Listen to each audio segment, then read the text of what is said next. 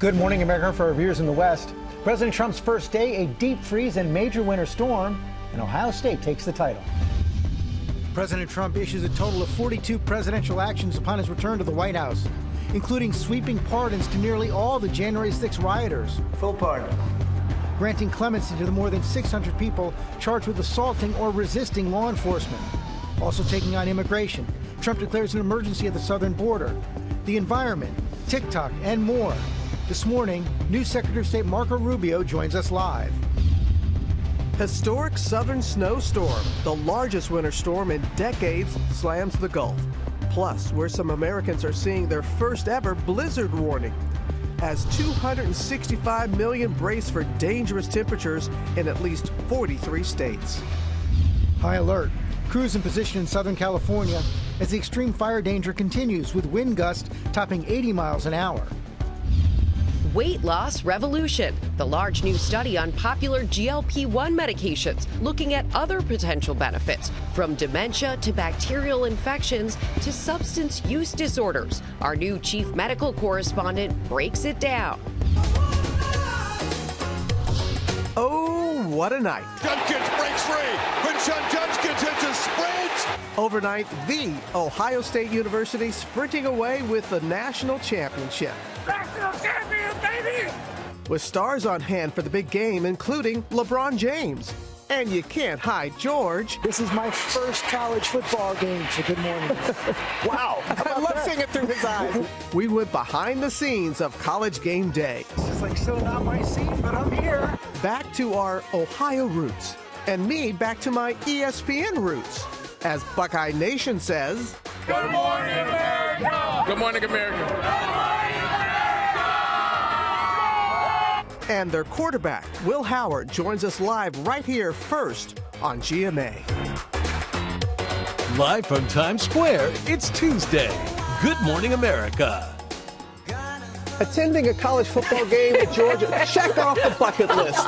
And what a game! I mean, it was fantastic. It was a fantastic game, and boy, you made me feel so at home at that desk. Oh, you looked very much at home. And how about Notre Dame? They almost pulled off the comeback. But you're Ohio State because you're from big win. Yeah, and you have Ohio roots as well. My mom's from Akron. Yeah, that's it. It was really fun to see both of you experiencing it for your own reasons. Robin back at the desk. George, first time.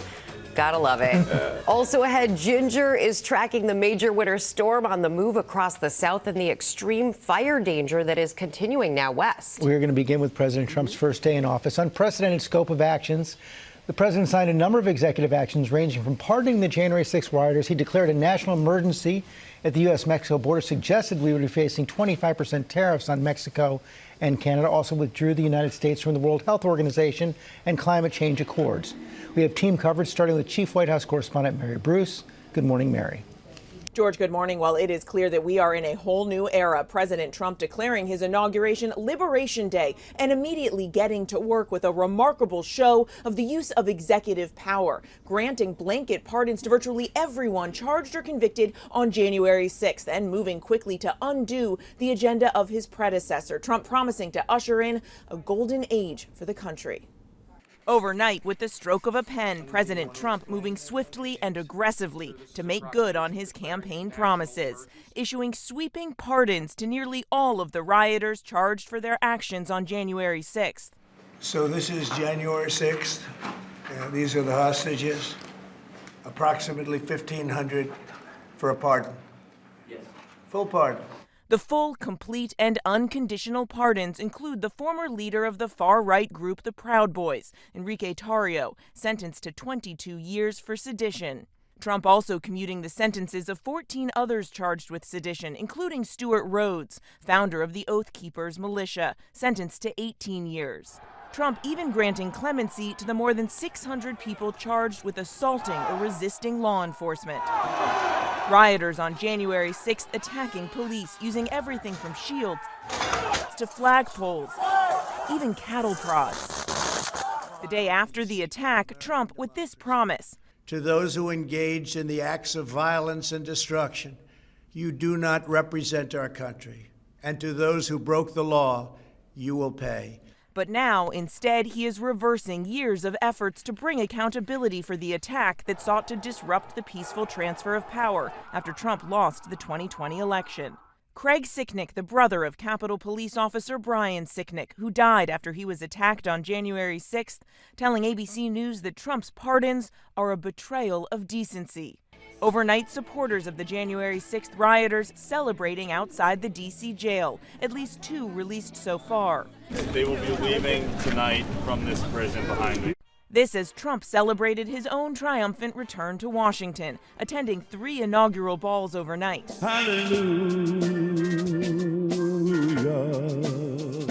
And just hours after he took the oath of office for a second time, becoming the 47th President of the United States. So help me God. So help me God. Congratulations, Mr. President. Earlier, Joe Biden greeting Trump at the White House with 2 words, "Welcome home." The Bidens and Trumps having tea, then the incoming and outgoing presidents riding together to the Capitol. The Trumps there also to bid farewell to the Bidens. Long-standing traditions that Trump refused to participate in 4 years ago, but Biden adamant that the nation witness democracy in action and see a peaceful transition. There in the rotunda with Biden looking on, Trump pledging to bring back what he called a nation in decline. From this moment on, America's decline is over. Trump vowing to usher in a, quote, revolution of common sense, starting with 42 executive actions. At his celebration at Capital One Arena before thousands of supporters, the president slashing funding to combat climate change and withdrawing the U.S. from the Paris Climate Accord. The U.S. joining Iran, Libya, and Yemen as the only 4 countries not in the agreement. The signings continuing back in the Oval Office, the orders stacked on his desk. Trump pulling the U.S. out of the World Health Organization, rescinding diversity, equity, and inclusion programs, and recognition of transgender identity. And on immigration, Trump declaring an emergency at the southern border, ending use of the border app that allowed migrants to get an appointment to seek asylum, and declaring an end to birthright citizenship, even though it's protected by the 14th Amendment. Well, this is only half a day. I have another half a day left. We'll see. We want to get it done. Oh! And as the president got to work unraveling the legacy of his predecessor, Trump, with the cameras rolling, finding the letter left for him in the Resolute desk by Joe Biden. Maybe we should all read it together. Let's read it. Well, maybe I'll read it first and then make that determination. That sounds great. Now, this is just the start for Trump. His team has been planning many of these moves for years, and this flurry of executive actions is intended in part to overwhelm the opposition, but we are already seeing some legal challenges, including against his effort to end birthright citizenship. Robin. All right, Mary, we're going to get more now on the January 6th pardons, including reaction to President Trump's sweeping move. Chief Justice correspondent Pierre Thomas is in Washington with what happens now. Good morning, Pierre.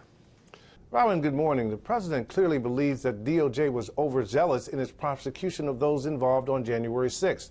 A number of DOJ officials were hoping that the president would not pardon those convicted of truly violent crimes, especially against police. Take another look at these videos. People hitting police officers with sticks, jabbing them with flagpoles, using bear spray. In this video, you see a man using a cattle prod to shock police officers. The sound of the electric shock is startling to hear. Now, all of these convicted felons, those still in prison, will likely be immediately released.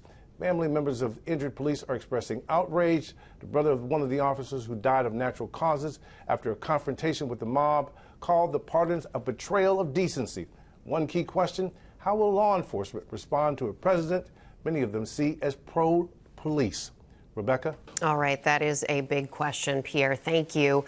Let's turn now to our senior political correspondent, Rachel Scott, for more on what President Trump might do next. Good morning, Rachel. Hey, Rebecca, good morning to you. Well, President Donald Trump campaigned on getting down to business quickly, and that he did, moving forward with a series of executive actions. But even his closest allies on Capitol Hill acknowledge he is going to need the help of Congress to get much of his agenda across the finish line. So today, on his first full day in office, the president will be meeting one-on-one with the Speaker of the House, Mike Johnson, and also Senate Majority Leader John Thune. I'm told these 2 meetings will be happening separately inside of the Oval Office later this afternoon. It comes as as the president pushes his party to pass one sweeping bill that could include everything from border reform, also tax and energy policy. Republicans do have the majority in both the House and the Senate, but it is a slim majority. Today, the president also expected to get an update on where his cabinet nominees stand. It comes after Senator Marco Rubio was unanimously confirmed by the Senate overnight, a rare show of bipartisanship on Capitol Hill, but some other nominees could have tougher battles ahead. George. Okay, Rachel, we're going to be speaking with Secretary of State Rubio in our next half hour. But right now, I want to bring in our chief Washington correspondent, John Carl. John, it's become a tradition for modern presidents to issue a series of executive orders on day one, but nothing matches the scope of what President Trump did yesterday. His supporters told me we would see shock and awe. We would see days of thunder in the opening days of the Trump presidency. And, George, that's exactly what we have seen. You know, 8 years ago, Trump, when he first came into office, signed a single executive order.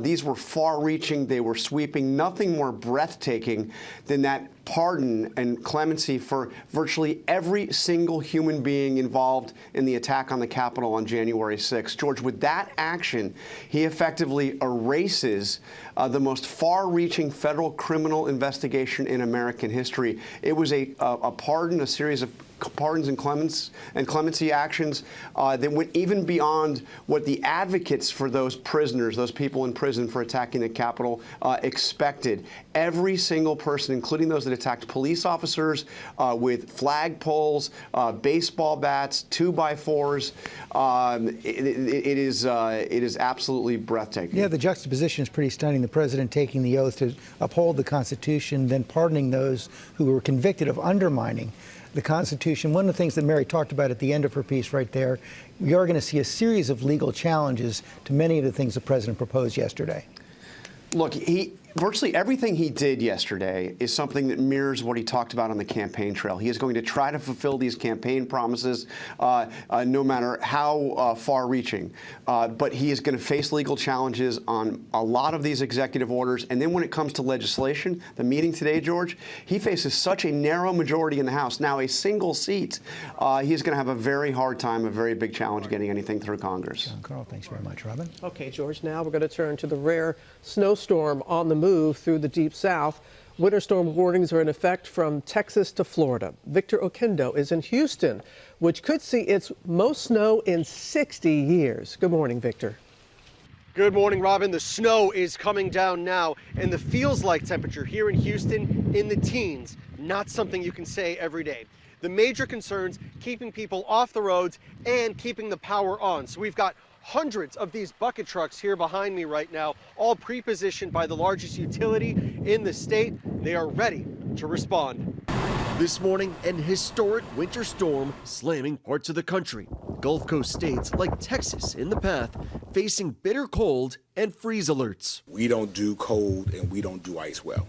For the first time in the history of the Texas Panhandle, a snow squall warning issued, leading to near whiteout conditions. Snow and sleet making for slippery roadways. This is a serious Arctic blast. It's dangerous. It's life-threatening. Residents warned about freezing pipes. Energy trucks preparing ahead of the storm. So if it comes the need to clear some snow, we'll be ready. New Orleans bracing for 3 to 5 inches of snow, something residents have never seen. I'm told that this hasn't happened in our city, documented definitely since 1963, but it also has the potential to exceed anywhere from the 1900s. Today, schools, businesses, both airports here in Houston, all closed as we expect more of this snow and sleet. The mayor calling this a potentially life-threatening Arctic blast, urging everyone to stay inside. George? Boy, that makes a lot of sense. Okay, Victor, thanks very much. Let's go to Ginger right now with more on the track and timing of the storm. Yeah, and even more than just what the totals will be, it's about the blizzard conditions. Like, it's hard to get an actual blizzard because you have to have 35-mile-per-hour winds for 3+ hours, visibility less than a quarter mile. And the National Weather Service in Lake Charles, Louisiana, has issued their first ever blizzard warning. So from Beaumont to Lafayette, Louisiana this morning, don't travel I-10. It's not just the snow falling, but it's the snow blowing and the visibility, something you have never seen before and will be impassable. Now, through the day today, we're going to see this move east. New Orleans is still snowing heavily noon till about 5, and then Panama City gets into it, Charleston late tonight. And my concern, Robin, is that the cold behind this, as we maybe melt the next couple days during the day and then freeze again, black ice, something else they don't do often. Yeah, that is a big concern. Ginger, thank you. Now, college football, the Ohio State Buckeyes, national champions, holding off a late charge by Notre Dame in the title game last night in Atlanta.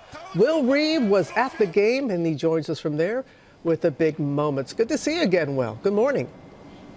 You as well, Robin. Good to see you. Good morning. And all that is left of this college football season is the confetti. Here it is, shimmering gold and black and white and scarlet for Ohio State, who, after a hard-fought game that came down to the final minutes, are on top of college football for the first time in a decade. It's good.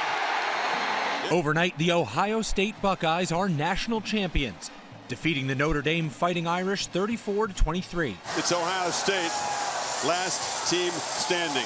Led by quarterback Will Howard, who threw for 231 yards, 2 touchdowns, and at one point completed a title game record 17 consecutive passes. And running back Quinshon Judkins, who scored 3 touchdowns and broke off this massive 70-yard run to set up a score to start the second half. Explosive play for Ohio State. Judkins reflecting on the win to GMA. How does the reality compare to the dream that you had? I think it's more than anyone could ever imagine. You think when you want to be a national champion, there's so much blood, sweat, and tears that goes into it, but in the end, it's all worth it. The Stars were on hand to take in college football's grand finale. LeBron James celebrating touchdown number 3. The Irish got on the board first. Touchdown, Notre Dame! Their fans a frenzied sea of green, but the Buckeyes battled right back, scoring 4 straight touchdowns. And Ohio State stretches and flexes. A fourth-quarter comeback seemed like it might be brewing. The Irish getting the game within 8 points. Talk about guts, grit, and resolve. But in the end, Ohio State prevailing for its first title in a decade. When things get hard in life, you just keep swinging as hard as you can, you fight. That's our culture. National champions, baby! The Buckeyes standing alone as the champions of college football. College football national champion, Coach Ryan Day, and the Ohio State Buckeyes. And the bitter cold overnight couldn't keep fans from celebrating back in Columbus. Players and coaches celebrating on the field. A dream come true for freshman superstar Jeremiah Smith, whose end-of-game catch sealed the deal for Ohio State. He's got it! When the clock hit 0, what do you remember going through your mind and your heart? Just think about me being that little kid back home, eventually myself playing and winning the national championship as well. Now, Ohio State's last national championship came with the debut of the playoff system, and then this one comes at the inaugural season of the 12-team format, so a good piece of symmetry. Looking ahead to next year, never too early. Texas is the favorite, followed by Ohio State, guys. Never too early. Come on, you're still there on the field. Hey, Will, thank you for letting us crash your party last night. We appreciate it very much. It was great to see you. I wish we got to hang out more. Great time. We do too. We're going to have much more from Atlanta ahead. Ohio State's quarterback Will Howard is going to join us live. He had such a great night, and I'm so glad the two of you did as well. And we're going to get more with Robin and George behind the scenes at the big game. Also, had New Secretary of State Marco Rubio is going to join us live. We are just getting started. We'll be right back. Here they come. Heavy pressure. Howard delivers downfield, and Smith, he's got it! Back here on GMA, and that was huge.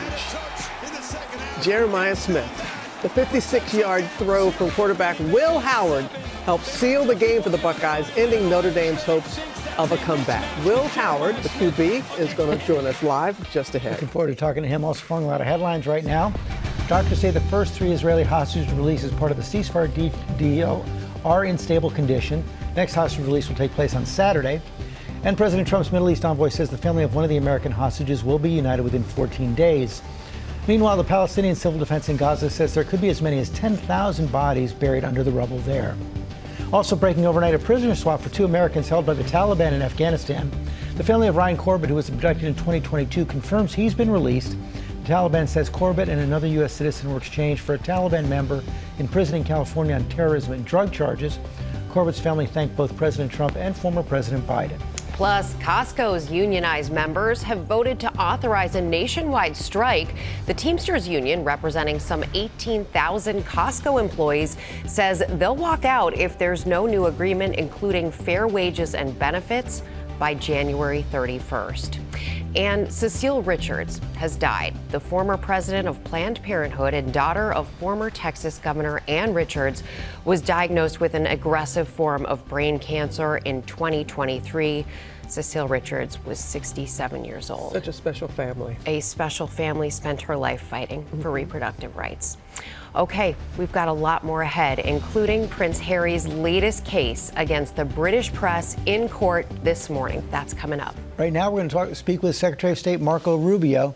Mr. Secretary, thank you for joining us this morning. Congratulations on unanimous confirmation by the Senate. That's rare these days. Let's begin with January 6 pardons. Back when this happened, you called it a national embarrassment, saying we now have third world countries that are lecturing us and we have tin pot dictators that are mocking us. Of course, you're now America's top diplomat. You'll be speaking with your counterparts around the world. What message does that pardon send to them? Well, I don't anticipate a single one of our partners will ask about it, obviously, and you know this well from your time in the administration. And my job is to focus on the foreign policy of the United States. I have a different job this morning and a different focus, and it's one that demands 100% of our attention. And so that's what I'll be focused on, and won't be opining on domestic matters at this point because, frankly, my focus needs to be 100% on how I interact with our counterparts, our adversaries, our potential enemies around the world to keep this country safe, to make it prosperous. That's the clear mandate from the president. It's what he campaigned on. I think he made it pretty clear yesterday that he wants to reinvigorate an American foreign policy that makes America safer and stronger and more prosperous. That's what the promise that Donald Trump was elected to keep, and that's the one we're going to help him keep at the Department of State. But as a senator, you did say that it affected our standing in the world. You don't believe that anymore? Well, as a senator, I had an opinion on all kinds of domestic matters, but now I'm focused singularly on foreign policy, on how I interact with our allies. For example, my first meeting right out of the box as soon as I'm sworn in and get over to the State Department is with the members of the so-called Quad, which are our important allies in Australia and Japan and India.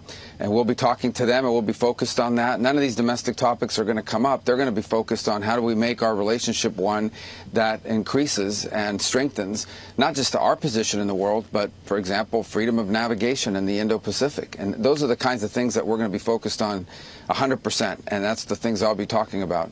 President Trump also issued the executive order to delay the ban on TikTok yesterday. As a senator, you led the charge in warning that the app poses a major national security risk. It exposes the data of millions of Americans to being stolen by the Chinese government. So why give TikTok a break now? Do you endorse this move? Well, the law, which I supported, also includes in it, and it gives the president a 90-day window in which he can delay it going into effect. For example, if you have a potential deal on the table for someone to purchase. In the end, this was never a TikTok ban. This is a ban on companies controlled by foreign entities and the risk it poses to the United States. As part of that law, and what it hopes to achieve in many ways is it either stops operating or it is no longer controlled by a company under the control of the Chinese Communist Party or any other foreign power for that matter. And so it gives the president a 90-day window in which to now hopefully find someone that will buy it or some arrangement that will deal with this. The law was written in such a way so it would have kicked in the day before a new administration. So I think it's fair to assume that a new administration would need more than just a handful of hours coming into power to make a decision on how they want to handle it, on which deal they think would be the right one. The president's outlined a model of a joint venture in which the United States would have an interest and a controlling interest in a way that would protect us. And so I think he's talked about a 75-day window of those 90 that he wants to use to see if an arrangement can be found. But ultimately, Congress passed a law and the executive will have to execute on it. But that law gives the president the right to do exactly what he's doing now, and that is to take a pause and see if there is an arrangement that can allow people to continue to use a platform that clearly people like, but at the same time protect our national interests. Finally, the president, as you know, promised during the campaign to end the war in Ukraine even before he took office. Of course, that didn't happen, but can you share any details on how you plan to end that war now? Well, look, this is a complex, tragic conflict, one that was started by Vladimir Putin that's inflicted a tremendous amount of damage on Ukraine and also on Russia, I would argue, but also on the stability of Europe. So the only way to solve these things, we got to get back to pragmatism, but we also got to get back to seriousness here, and that is the hard work of diplomacy. The U.S. has a role to play here. We've been supportive of Ukraine, but this conflict has to end. I think one of the most important lines in yesterday's inaugural address was when President Trump said he wants to promote peace. And I think everyone should be happy that we have a president that wants to promote peace. And that means we want the war in Ukraine to end. Now, obviously, it's going to involve complex and hard diplomacy. It has to be vigorous. Every side's going to have to give, because neither Russia nor Ukraine can achieve the maximalist goals that they may have for this conflict. But he wants the dying to stop. So it will not be simple. It will not be easy, but it is important. It has to happen. That's a priority, and we'll be working on that. And it won't be negotiated in press conferences or interviews. It'll have to be negotiated the way all of these kinds of deals are negotiated, and that is in settings in which we use our leverage, our influence, our national power to bring about not just an end to a conflict, but also to provide long-term stability for Europe and beyond. I don't think anyone wants to see a conflict end only to see it restarted 2 or 3 years down the road. Mr. Secretary, thanks for your time this morning. Thank you. Now, with Robin and George, big day at the national championship game. Oh, what fun. Take a look. It was game on for our own Robin and George. Overnight, making a special appearance at the College Football Playoff National Championship. This is like so not my scene, but I'm here. Walking into Mercedes-Benz Stadium, meeting excited fans. Who are you here for? Ohio State. Oh, me! Ohio State. I'm from Ohio. And some familiar faces. Hello. Welcome to Atlanta. This is your life. Yeah, it is. Our team on the ground speaking to ESPN greats before the big game, appearing on the College Game Day pre-show. This is a big day for me. As you said, Robin and I have been doing GMA together a long time. Yeah, a long time. Now, this is my first college football game, so good morning. Wow. I love seeing it through his eyes. Yeah. A little newbie like that. I was in Arlington, Texas for the inaugural playoff championship game. Ohio State, as you said, the last time that they won the national championship, playing Oregon. You hear that? The atmosphere is electric. Wow.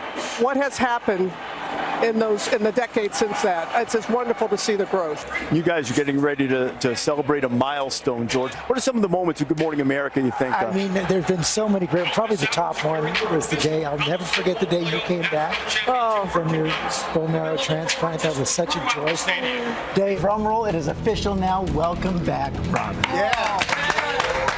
And probably the hardest day ever for me in GMA was the day I raced Apollo Ano up to the top of the Empire State Building.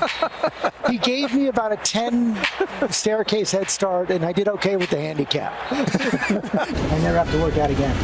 That's it. He can retire. And as for their predictions, I'm going to go with the underdog. I'm going to go with the underdog because you know what? Notre Dame reminds me a lot NCAA March Madness. Mm-hmm. The team that catches magic and they get to the championship, but it's going to see if they can get to the finish line. They have to get more offense than just from the offense. If they can do that, I think they can win it. I just think it's there. She's the pro right there. No, but I love an underdog, but I'm going to stick with the Buckeyes. And Ohio State is going to walk out of Atlanta national champions. and what a game to go to for your very first. Yeah. You picked a winner. That was Great. some good football. Rick, your husband, very happy? Yes. Part of our marital vows, we cheer for each other's teams. Not easy for this Nittany Lion, but congratulations, go Bucks. I did it, Rick. You did it. The quarterback of the new college football national champions. We're talking about the offensive MVP, Ohio State's Will Howard. Congratulations to you. I know as a kid you had to dream of a moment like last night. Can you just share your emotions, waking up this morning as a national champion? Oh, it's still surreal. I mean, God is good, and it's unbelievable. It's just an unbelievable feeling. I'm just so proud of the guys and Coach Day and all the coaches and everybody in this program. It's just such an unbelievable feeling, and it's still not going to sink in probably for another little while. You can't understate that it was a true team effort. But what a game that you had. But what's going to be a part of Buckeye lore now is that 56-yard pass from you to Jeremiah Smith late in the game. Time is running out. You need this on 3rd and long. Just explain that play for us, Will. Oh, that was huge, man. You know, game on the line. I know. You know who I want to go to with the ball. You know, Boar's down there somewhere. So, you know, he made a heck of a route and went and won. And you know, I trust him all the way. So, yeah. You know, I was just so proud of him and us for executing that and getting it done the right way. Yeah, you took advantage of that man coverage like that, and he got free. You knew that he had that possibility. Okay, got to give some props to Notre Dame. They made a run. You all had the game in hand, and then they got it within 8. What was going through your mind at that time? Oh, absolutely. I mean, those guys, I got all the respect in the world for them. You know, Riley, Coach Freeman. I mean, they've done an unbelievable job this year. They had a heck of a team. You know, I got a ton of respect for those guys, man. And we knew they were going to make it tough no matter what. And, you know, even if we got up, we were never safe. You know, they were going to fight back and claw back. And, you know, we knew we were going to have to win it in the fourth quarter. And, you know, that's a tribute to our defense, you know, to our coaches and really just to our culture, for, you know, how we were able to finish that game. Yeah, and a final question, when you only have about 30 seconds left. You transferred for this moment to be a national champion. What is next for you, Will? I mean, next, you know, we're just going to celebrate this one for a couple days and then, you know, hopefully go back to Columbus, enjoy it, you know, maybe go home for a couple days and then get started on the NFL draft and get ready to, you know, hopefully, you know, do pro day and go to the combine and all that stuff. So next step is making that jump. I think next step is getting a little rest. You deserve it. You deserve it. Thank you for being with us so bright and early. Congratulations. Enjoy the moment. You so much. Give our best to everybody there. You take care. We'll see you next time. Thank you so much. You got God bless. God bless. Oh, such a nice Yeah, man. so sweet. Coming up, country star Low Cash here performing live. Come on back. Good morning, America. It's 8 a.m. President Trump issues a total of 42 presidential actions upon his return to the White House, including sweeping pardons to nearly all the January 6 rioters. Full pardon. Granting clemency to the more than 600 people charged with assaulting or resisting law enforcement. He also takes action on immigration, declaring an emergency at the southern border, the environment, TikTok, and more. Weight Loss Revolution, the large new study on popular GLP-1 medications, looking at other potential benefits, from dementia to bacterial infections, substance use disorders. Our new chief medical correspondent breaks it down. Fashion statement. The message First Lady Melania Trump sent with her inauguration attire. We hear from the designers. Prince Harry versus the British press. His case against Rupert Murdoch's newspapers getting underway, suing for alleged illegal information gathering when the royal could take the stand. Plus, the Jeopardy host is live in Times Square this morning. Who is Ken Jennings? And he's saying, "What is Good Morning, America?" Live from Times Square, it's Tuesday. Good Morning, America. He is one of our favorite guests. Yes. We cannot wait to catch up with Ken Jennings. Turn the tables on him with our version of the famous game show. Do we have a buzzer? And it's all about the buzzer. Let's find a buzzer. We will find a buzzer. Also ahead this morning, we're talking about cryptocurrency and breaking down how President Trump launched his own crypto meme coin before taking office. Melania Trump, his wife, did the same thing, and it does raise some questions. It's incredibly unprecedented. Yeah, conflict of interest and constitutional questions. We're going to start with a look at the top stories breaking at 8. President Trump's signing of a number of executive actions on his first day, ranging from pardoning the January 6 rioters, declaring a national emergency at the U.S.-Mexico border, to withdrawing the United States from the World Health Organization and climate change accords. Let's go back to Chief White House Correspondent Mary Bruce. Good morning, Mary. Good morning again, George. Well, Donald Trump is promising to usher in a new golden age for the country, and he is starting with a remarkable show of the use of executive power. Overnight, with the stroke of a pen, President Trump moving swiftly and aggressively to make good on his campaign promises, issuing sweeping pardons to nearly all of the rioters charged for their actions on January 6th. So this is January 6th. These are the hostages. Approximately 1,500 for a pardon. Full pardon. The full, complete, and unconditional pardons include the former leader of the far-right group the Proud Boys, Enrique Tarrio, sentenced to 22 years for sedition. Trump also commuting the sentences of 14 others charged with sedition, including Stuart Rhodes, founder of the Oath Keepers militia, sentenced to 18 years. Trump even granting clemency to the more than 600 people charged with assaulting or resisting law enforcement. Rioters on January 6th attacking police using everything from shields to flagpoles, even cattle prods. The day after the attack, Trump with this promise. To those who engaged in the acts of violence and destruction, you do not represent our country. And to those who broke the law, you will pay. But now, instead, he is reversing years of efforts to bring accountability for the attack that sought to disrupt the peaceful transfer of power after Trump lost the 2020 election. Craig Sicknick, the brother of Capitol Police Officer Brian Sicknick, who died after he was attacked on January 6th, telling ABC News that Trump's pardons are a betrayal of decency. This as Trump celebrated his own triumphant return to Washington. So help me God. So help me God. Congratulations, Mr. President.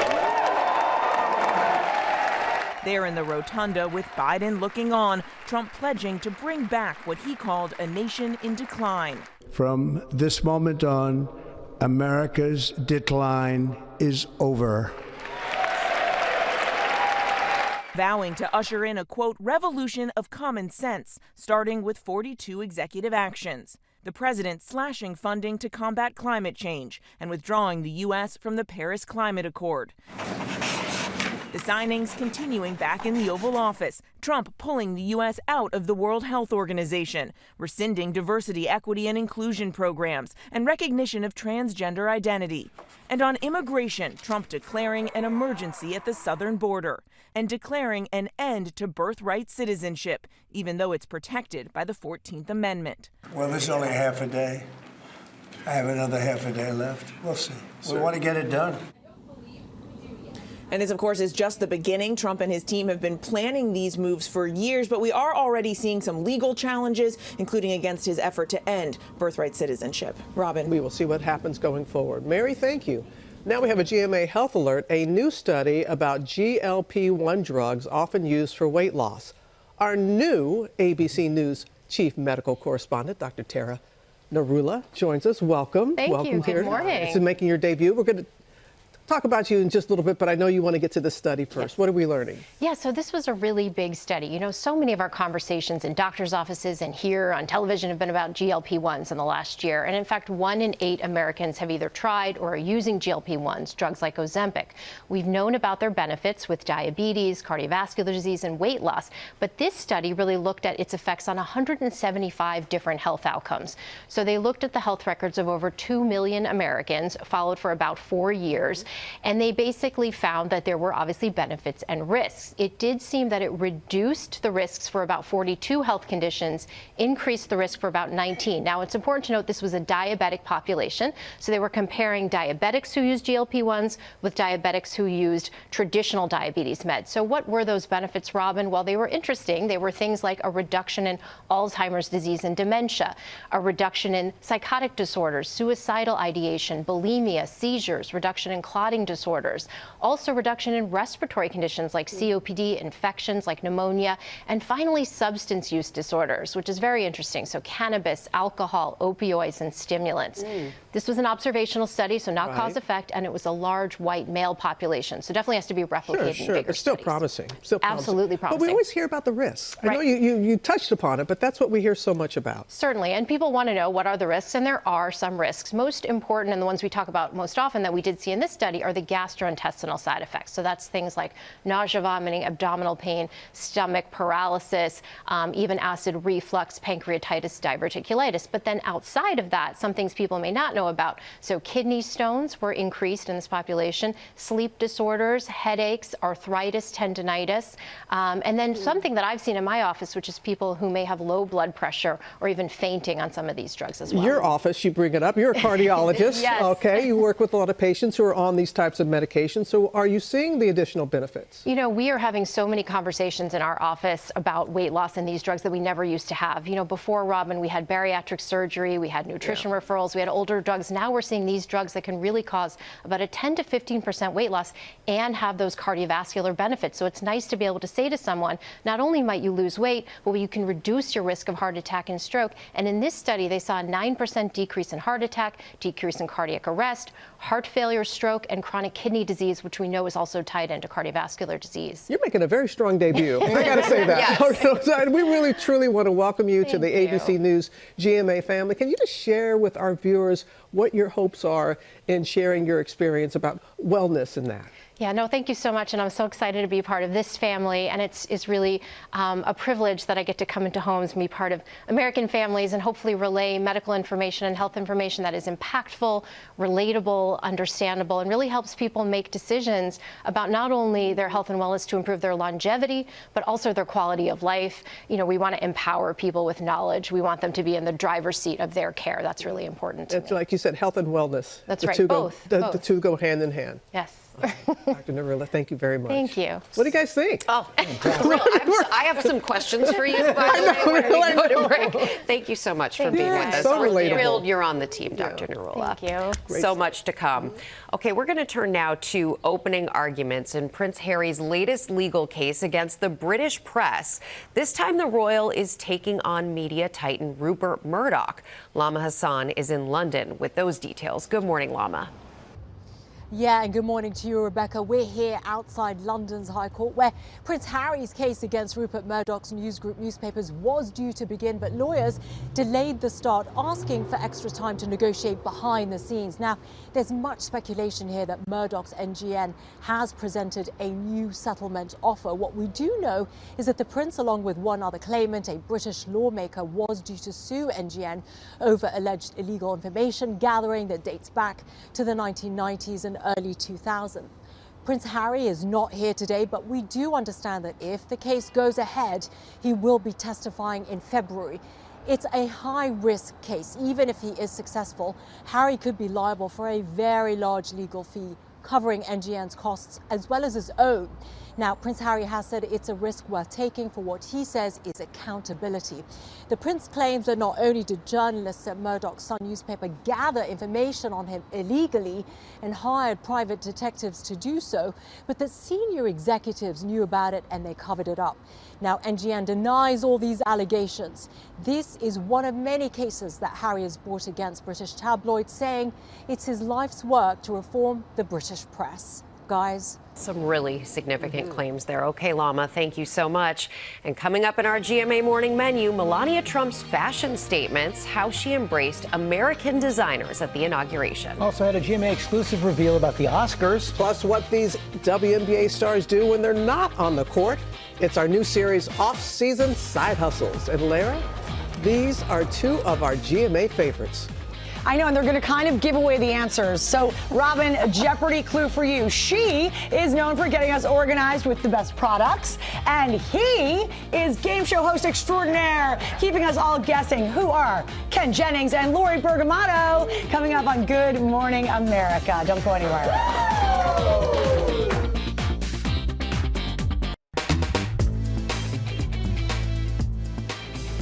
And we're back with our GMA cover story. President Trump launched his own cryptocurrency coin before taking office. It's already brought in billions, poses serious ethical and constitutional questions.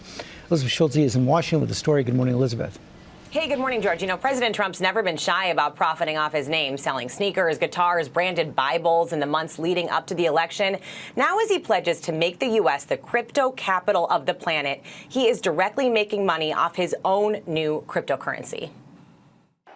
Just one day into his new administration, President Trump and his family are already cashing in on the crypto craze. Are you going to be investing in Trump's Trump coin? Trump launched his own cryptocurrency Friday night. Now it's worth an estimated $8 billion on paper. First Lady Melania Trump's new crypto coin debuted Sunday, briefly topping $1 billion too. So many millionaires were just created. They're called meme coins, a type of cryptocurrency where you bet on a popular trend or personality.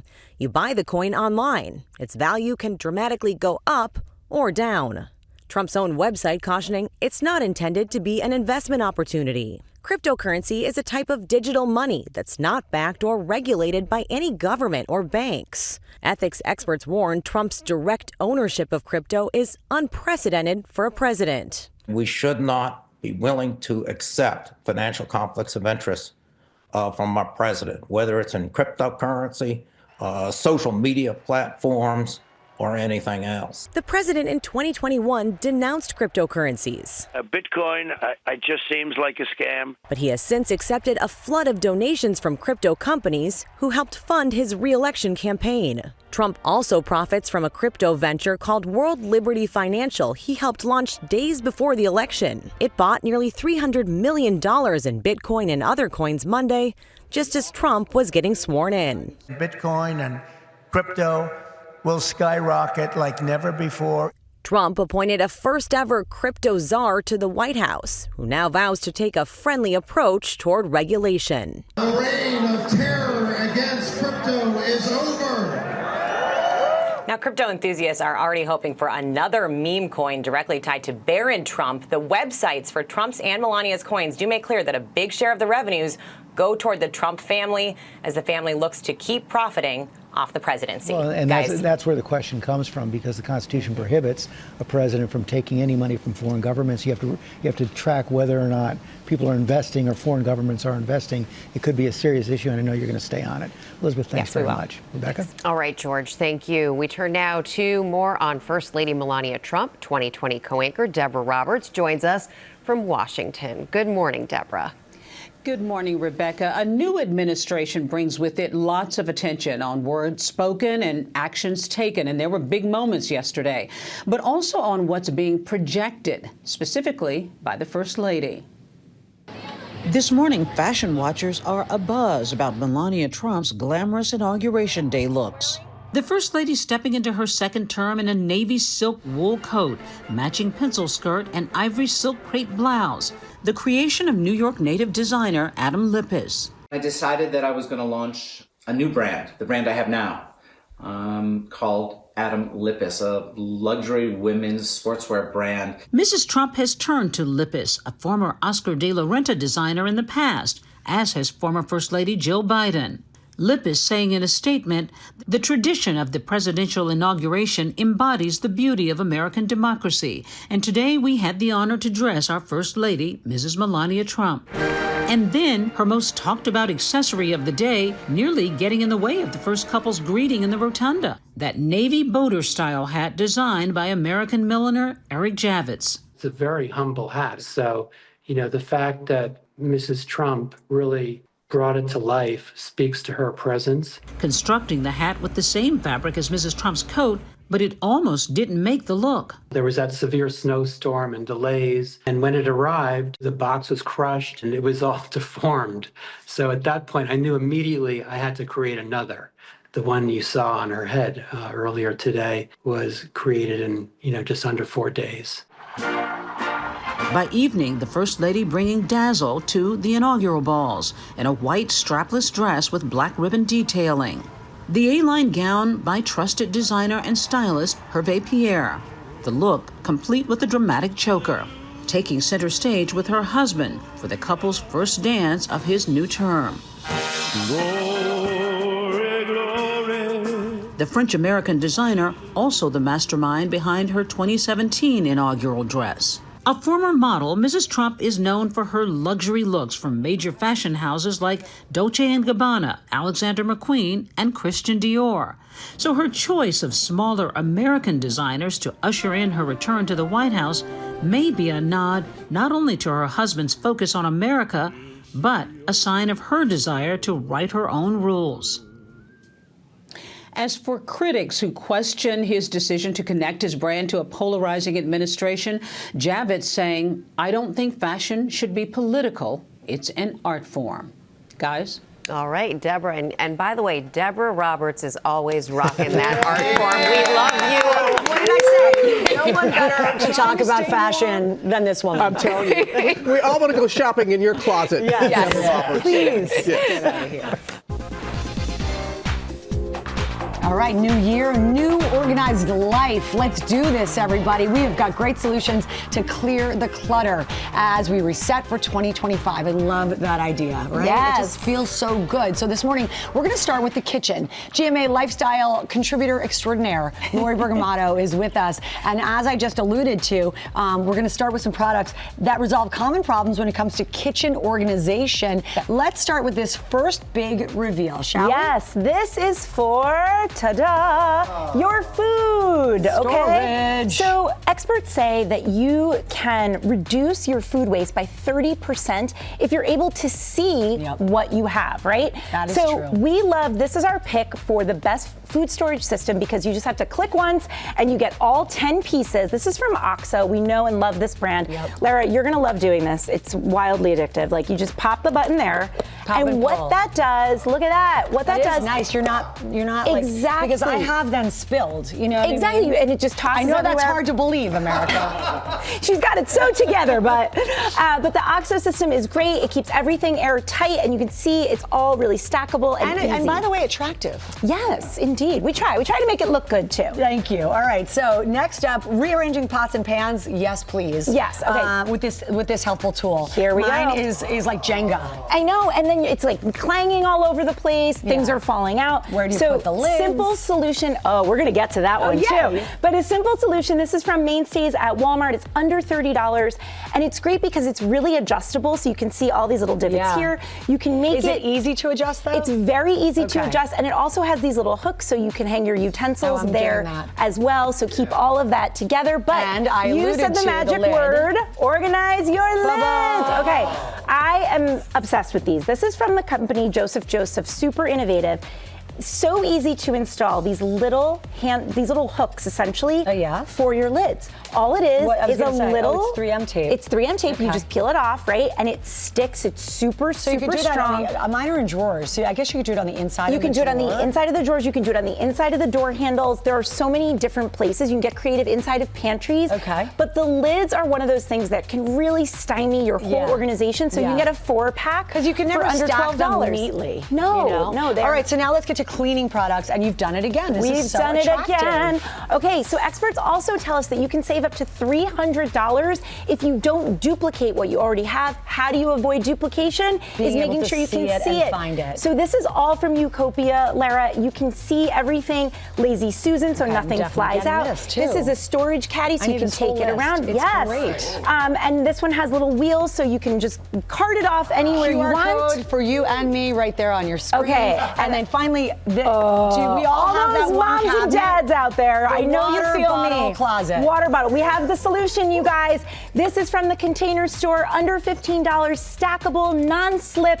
Everything will be organized, and you'll be hydrated. What more could Lori you want Bergamato, to you thrive have in nailed 2025? it. Everything you need is right there. Thank you so Thank you. much. All of the products are shoppable, thank goodness. Scan the QR code and tune in tomorrow. We've got amazing ways to organize your bathroom. Yeah, we're tackling that.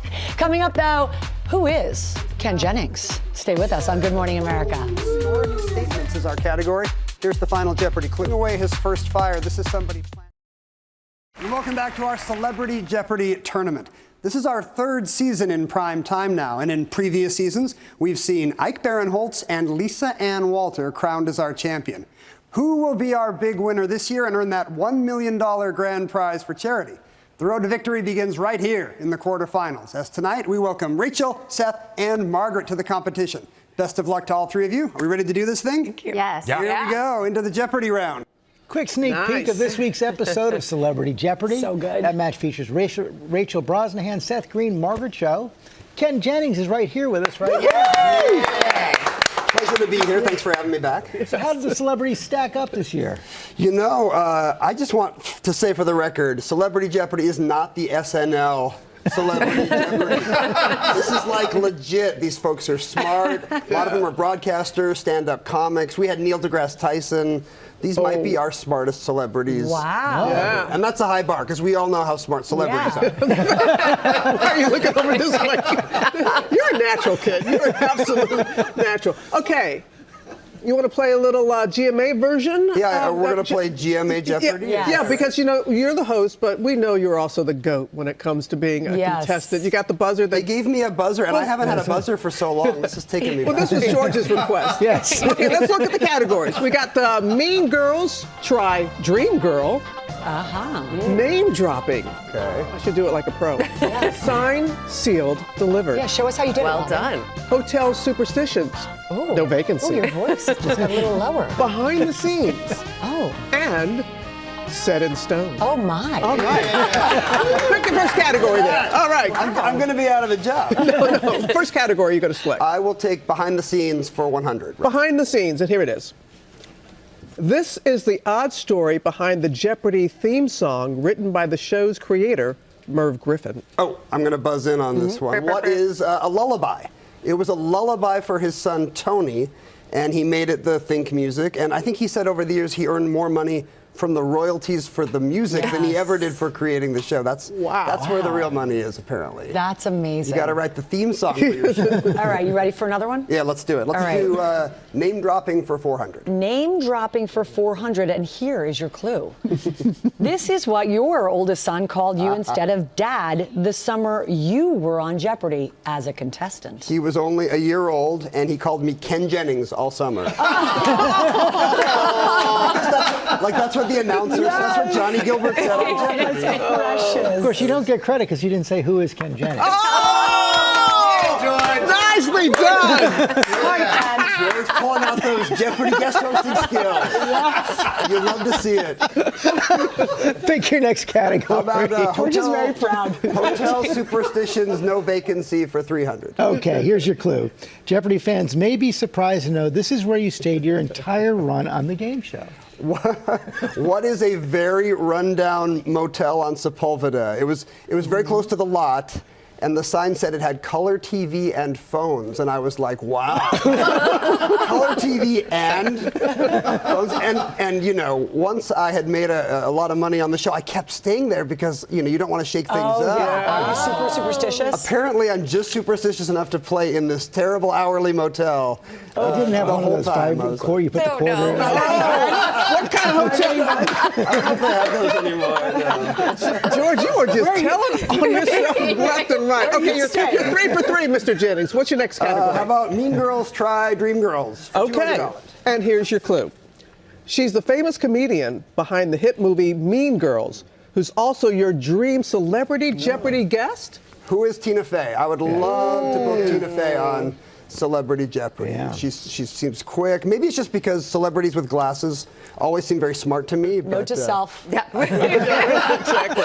Wear your glasses. Okay, Ken, your last round. Pick one. Final clue, set in stone for 500. Okay, and the question is, fans of the show are debating right now which contestants should be in this famous American landmark. I saw this. What is the Mount Rushmore of Jeopardy? People are trying to decide which 4 contestants you would put on. And that's tricky, you know, there's I mean, you would have to be there. Seriously. Modesty precludes me. For me, there's too many great contestants to fit on a mountain. Like, my Mount Rushmore would be Alex Trebek, obviously. You know, the reasons I liked the show as a kid. The announcer, Johnny Gilbert, he's a legend, he's in his 90s. And maybe just Merv and Julianne Griffin, the husband and wife who created the show. Let's sneak you in there. No. Maybe in the I can be the ranger giving the tour. You're always so much fun. Thanks for coming in today. Celebrity Jeopardy airs Wednesdays at 9 on ABC. Next day on Hulu. Now with the story, we wanted to bring this yesterday, but there was breaking news, and so we're going to do it now. WNBA stars, the definition of hustle on the court, and during the off season. Many, they go overseas to play in international leagues. Some players are choosing to follow their other interests and talents, shall we say, their side hustles. We appreciate a side hustle. We sure do. Well, some may surprise you. Take a look. With nearly 100 days until the WNBA tips off again, players sharing a look at their lives in the offseason. Growing their brand off the court in a multitude of ways. It's to support themselves financially year-round and earn more income. The league is only going to continue to grow as it enters new markets and new teams come into the league. While New York Liberty's mascot Ellie keeps fans laughing, there's one player who may have her beat. You can't even write. From locking in three-pointers to performing sold-out stand-ups. A two-time WNBA champion, Sydney Colson! The WNBA veteran Sydney Colson dedicates comedy as her side hustle. I haven't gone overseas in 5 years, and I knew I wanted to do something else. Like, I want to act. My main focus is trying to use my off season to play a little bit of basketball, stay in shape, and work on acting and stand-up comedy. Sydney garnering millions of likes on social for her jokes, which has led the former class clown to other comedy gigs, including the Sid and TP show. I've always been a dreamer. It was my dream to be in the WNBA. It's my dream to do stand-up and do well in it. And so whatever your dream is, hold on tight to it. For guard Aerial Powers, when she puts down a basketball, she picks up her gaming controller. What is up, guys? It's been a long time since I played the game because I've been so busy. It's extremely special to show what you like, what you love, your passions outside of the court, because fans want to see that. In 2019, I finally told my fan base that I stream on Twitch and that I love gaming, and it kind of took off from there. Currently overseas, Ariel uses streaming as a way to connect daily with her fans, friends, and family. I'm in Turkey right now, and I have my full gaming setup, like both my monitors. You can't call someone and say, hey, talk to me for 2 hours on the phone, but I can say, hey, get on a game. An avid gamer since childhood, Ariel's also the co-owner of Team Liquid, one of the largest professional esports gaming teams in the world. I started noticing similarities when it comes to women in sports and women in gaming. I always wanted to be in the WNBA, and I looked up to a lot of the women that played in the WNBA. What can I do for that young girl that was once me? I think the players are showing, young players that they can be more than just basketball players, or they can be more than just athletes. And as a chair of diversity and inclusion at Team Liquid, Aerial Powers promotes positive women characters in games and fights the cyberbullying that many women who make up nearly half of all gamers face. And Sydney Colson's buddy comedy with her former teammate, the Sid and TP show, it is a hit. And Lara, they have modest goals. They say they want their quest is to become the most famous basketball players on earth. You know That's what? it. Dream Very big, simple. Baby, dream big. I love it. Tomorrow we're going to have the stories of 3 NBA stars who bring their expertise and love of the game back to their communities. Love their drive and that energy. Thank you, Robin. You got it. All right, we're going to go over to Ginger. Thank y'all. Now to an exciting announcement from Book Talk. The sensation on Book Talk and New York Times bestselling author Rebecca Ross is revealing exclusively here on GMA. Check it out. Good morning, America. I am so excited to finally announce my next book, Wild Reverence. This is a standalone story set in the same world as Divine Rivals, and it's about a goddess named Matilda who uses her magic to carry messages between realms. But when death asks Matilda to deliver a letter to an irreverent lord doomed to die, Matilda finds herself in a race against time to save him, all the while risking her immortality as well as her heart. Wild Reverence is available now, and you can pre-order out September 2nd officially. Why are you saying goodness gracious? Nothing to be worried about. Hold my hand. It's going to be okay. We just never know with you sometimes, Lara. That's all. Buckle up, Buttercup. There we go. We begin with some great news and an exclusive. Thank you so much to the Academy of Motion Picture. With the Oscars now just 1 month away, just about, we have been given the luxury of announcing the hosts for this year's nomination ceremony. Are you ready? Drum roll, please. And they are. There you have them. Yay! Bo and Yang! And actress Rachel Sennett. Rachel's breakout role came in the critically acclaimed Shiva Baby. She was also in Bottoms and Bodies, Bodies, Bodies with Pete Davidson. She's terrific. She's funny. And yeah, she's so good. And Bo and Yang, of course, you remember him because he's killing it on SNL for the last 6 years, 6 seasons. He made his jump to the big screen in funny films like Fire Island. He came to the show and we were all fangirling over him. And Bros, now he just does a beautiful job in Wicked, dancing and singing singing alongside Cynthia Erivo and Ariana Grande. They will let us all know what films we need to binge when they announce the nominees for this year's Oscars Thursday, January 23rd, right here on GMA. And then the 97th Annual Academy Awards will air Sunday, March 2nd, also on ABC. Of course, we will bring you all of the action from the red carpet and backstage. You have your dress picked out already? It's always a process and tough because of the sneaker game. Oh, yeah. So, Are you still going to? I won't be in high heels, no. So that's okay. Don't look down. Eyes up, everybody. Hey, also in movie news, Moana 2 is going beyond at the theater. The animated sequel has officially topped $1 billion at the global box office. It is just the third film that was released in 2024 to reach the milestone, and guys, only one of 56 movies in history to achieve that, riding a wave, if you will, of popularity since premiering back in November. It's broken multiple records. I won't list them all, but it is the highest animated opening weekend ever. Moana, for an animated film. Moana also being adapted into a live-action remake. We can't wait for that. That is set to hit theaters in 2026. And finally, we're going to, oh no, it's not finally. I have two more. I snuck one in. We're going to switch gears, though, to sports news and the latest from the Australian Open. It is on right now. 7 American players made it to the 4th round, the most in the Australian Open's round of 16 since 2004. But overnight, 2 American hopefuls were out.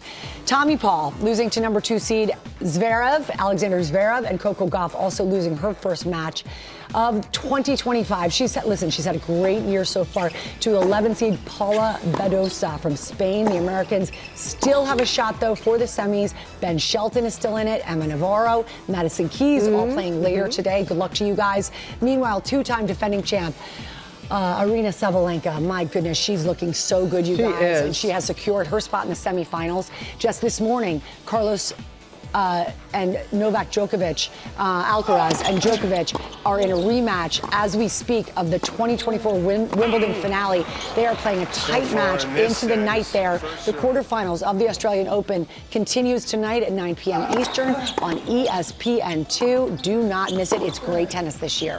I'm looking up ESPN.com so I can see the scores. Yeah, Go ahead. Thank you. I really am. I need that. I was backstage. They were like, get out there. I was watching. It's so good. And then finally this morning, a new little guy making a splash. Doesn't have a name yet, but look at this. The internet is already calling it the cutest crab they've ever seen. The guy's stardom began when the National Oceanic and Atmospheric Administration shared a video and wrote, "This is the cutest, spikiest, tiniest crab in the world," after discovering it in the Gulf of Mexico. So much love for this little guy. People naming it, deciding what it looks like. I know personally, I saw him and thought he looked exactly like a special someone in my life. Yeah. Right? Of course. Of course. My boyfriend. Oh, I forgot. Not for morning television, you and Pepe. No. Love is love, Robin. Thank you, Larry. Coming up, Country Stars Low Cash are here performing live.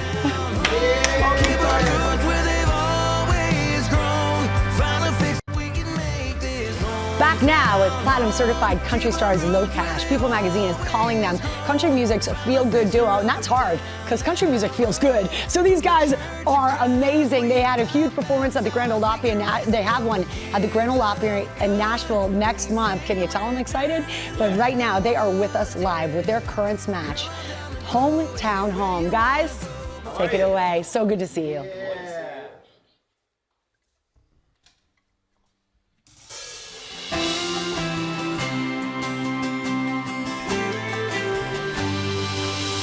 Drive the coast of Carolina, yeah, Seattle Bank sunrise every day of our lives. Find a little spot in Arizona, decorate the kitchen with a Tex-Mex vibe.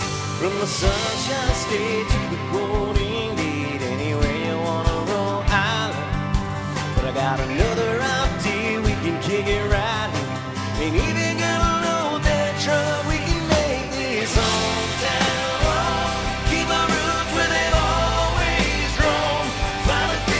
Down that road, with the Church of Christ, we got baptized. We can raise a couple kids up good. Say red dirt, little neck of the woods.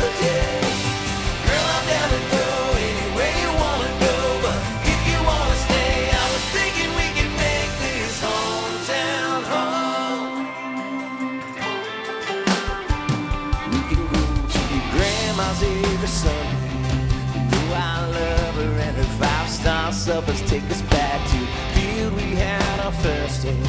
Find a star we ain't wished on here. Girl, we just won't find our names painted under any other Main Street.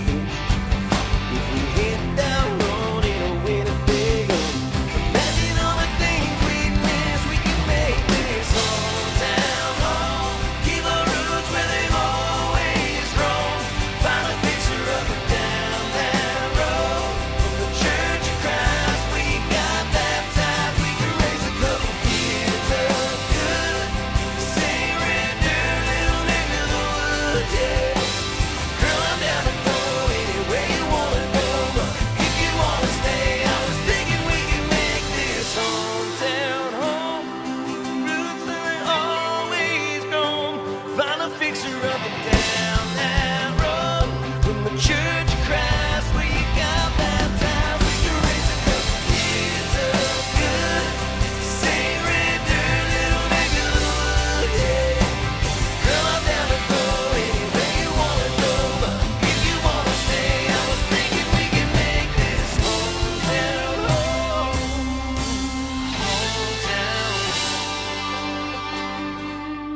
Our thanks to Low Cash for that great performance. I know you're very happy, Lara Spencer. Hard not to be. They sound so good. Have a great day. Take care.